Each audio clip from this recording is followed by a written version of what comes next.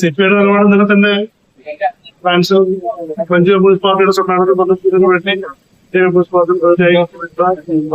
Secretary ഇന്നലെ തന്നെ നേരത്തെ സമീപിച്ച മാധ്യമങ്ങളെ ജന മാധ്യമ തന്നെയാണ് പാർട്ടിയുടെ നിലപാട്. ഇത് അടഞ്ഞ അധ്യായമല്ല.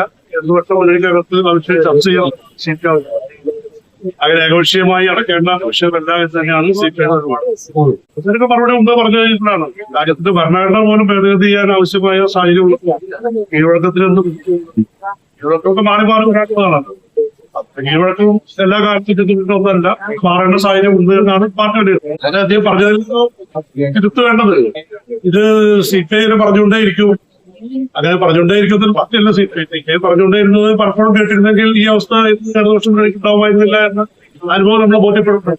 EFC വിഷയത്തിൽ ഉൾപ്പെടെ സിപിഐ നിലപാടാണെന്ന് എല്ലാവരും പറഞ്ഞുകൊണ്ടിരിക്കുന്നത്. അങ്ങനെ പല വിഷയങ്ങളിലും വ്യത്യസ്തങ്ങളിൽ വ്യത്യസ്ത വിഷയങ്ങളിൽ അഭിപ്രായങ്ങൾ പറയുമ്പോൾ നമുക്ക് ചർച്ച ചെയ്യാനോ നേതൃത്വം എടുക്കാനോ മുന്നിട്ട് തയ്യാറായില്ല എന്നുള്ളത് തന്നെയാണ് പ്രധാനപ്പെട്ടത്.